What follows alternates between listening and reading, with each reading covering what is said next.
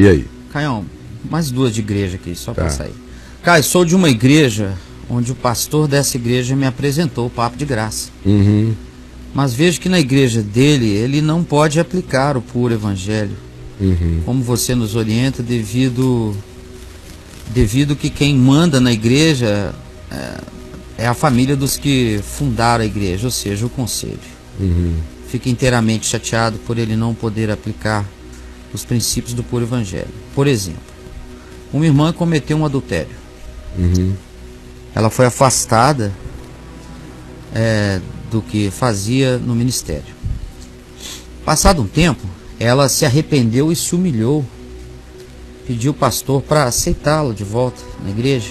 O pastor disse que por ele tudo bem, mas algumas pessoas do conselho não aceitam isso. Uhum.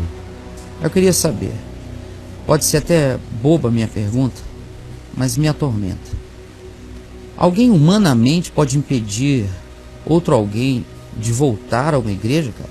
Não, até porque quando alguém é igreja, ninguém sai da igreja, né?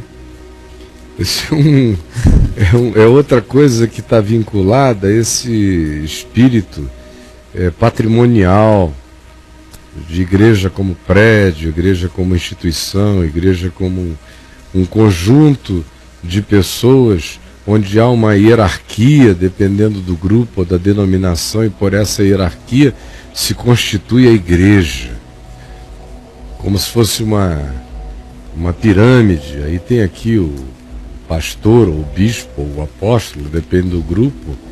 Aí tem as instâncias inferiores.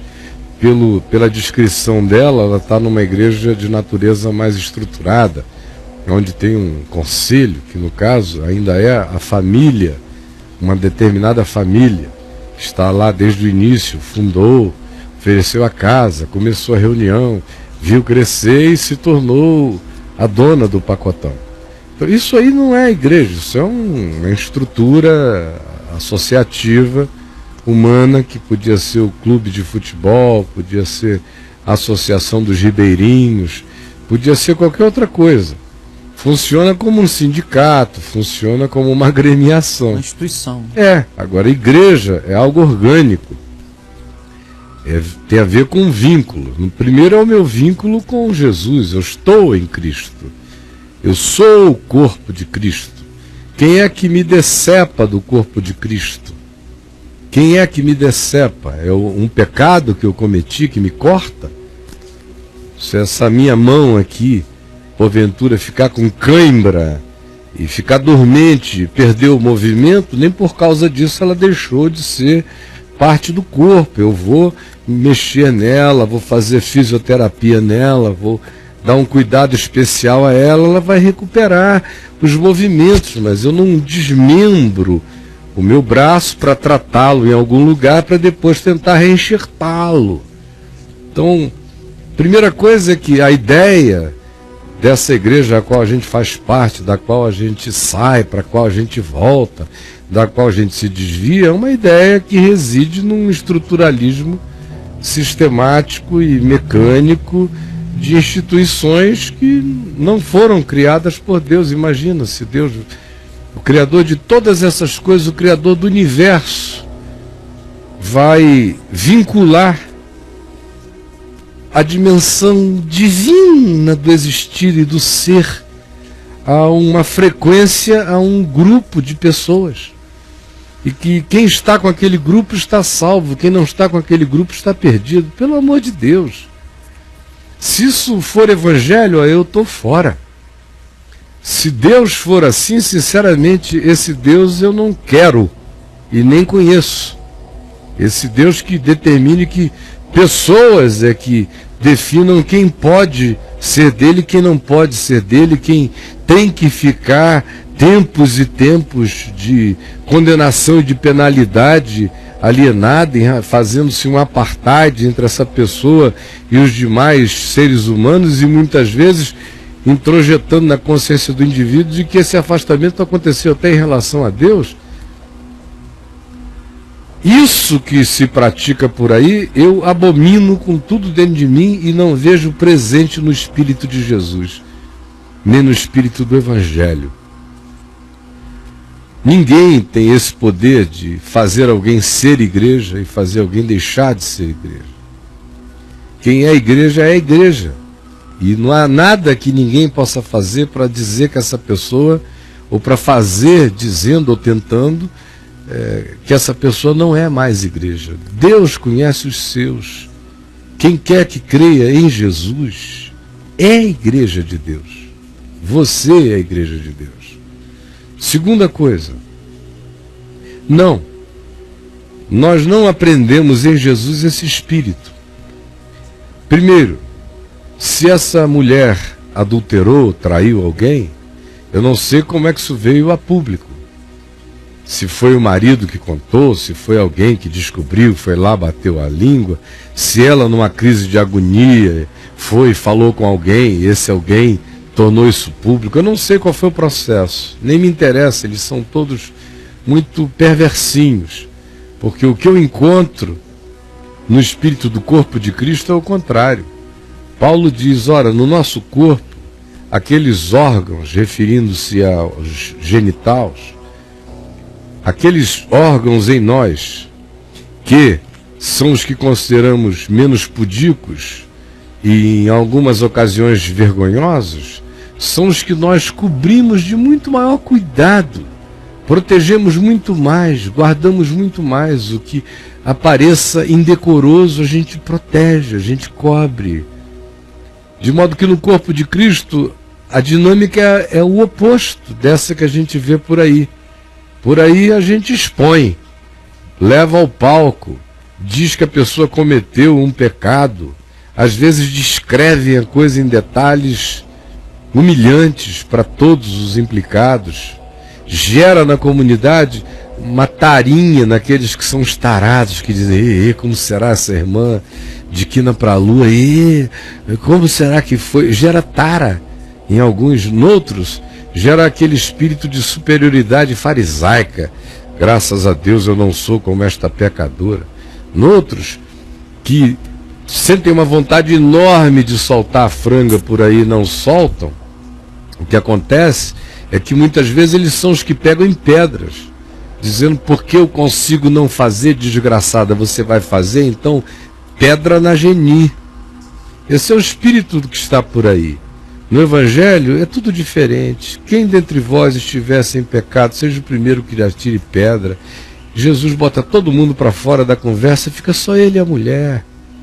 Com Jesus, essas coisas só são tratadas publicamente quando o indivíduo vem publicamente e fala sobre isso.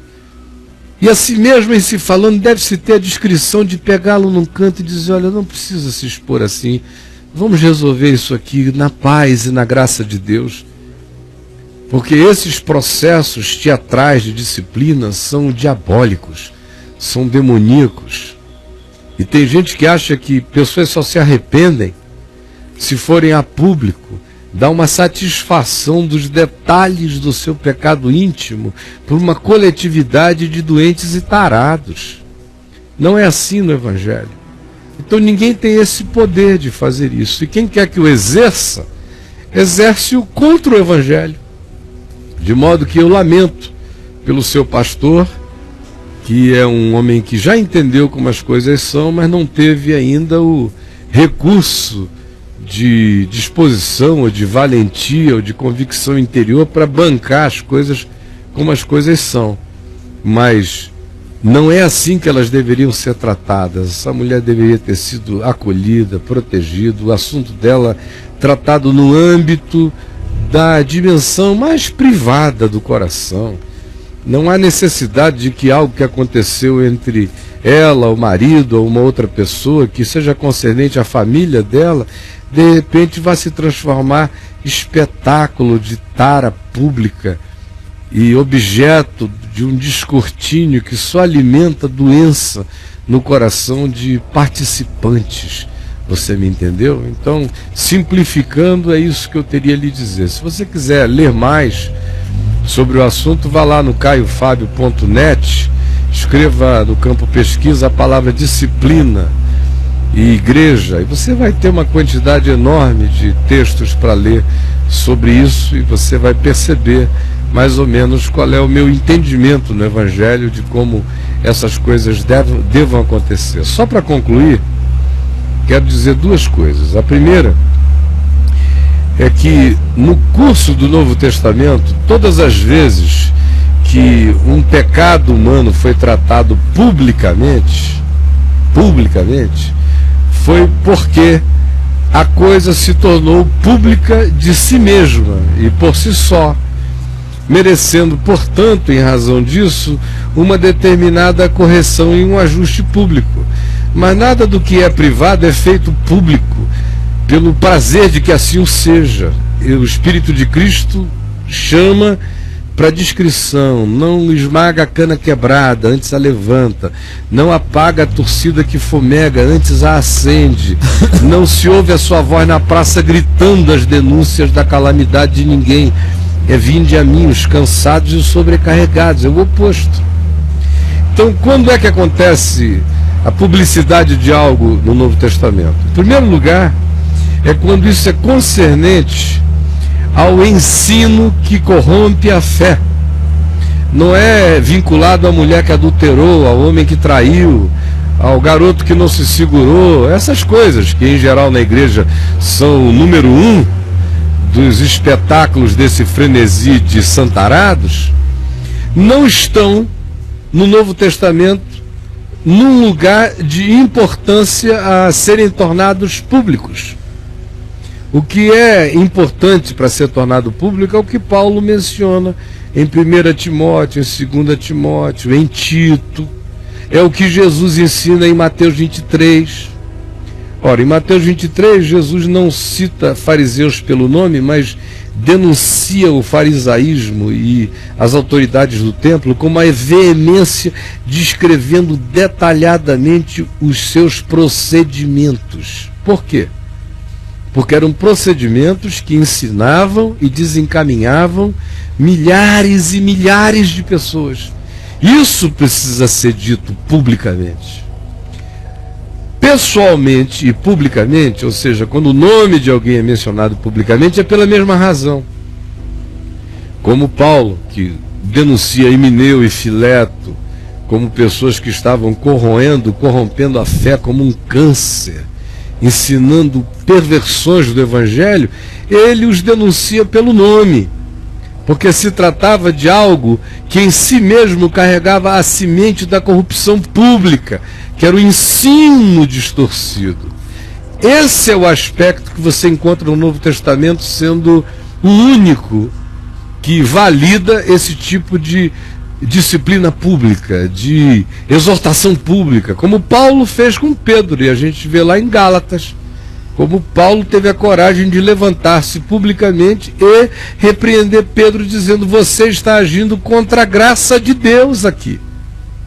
E eu não posso aceitar que essas pessoas que são ensinadas por nós vejam essa incoerência. Leia lá Gálatas, do capítulo 2 em diante, é Paulo falando com Pedro, na presença de irmãos, aquele capítulo 2 inteiro. Então, esse é o caso.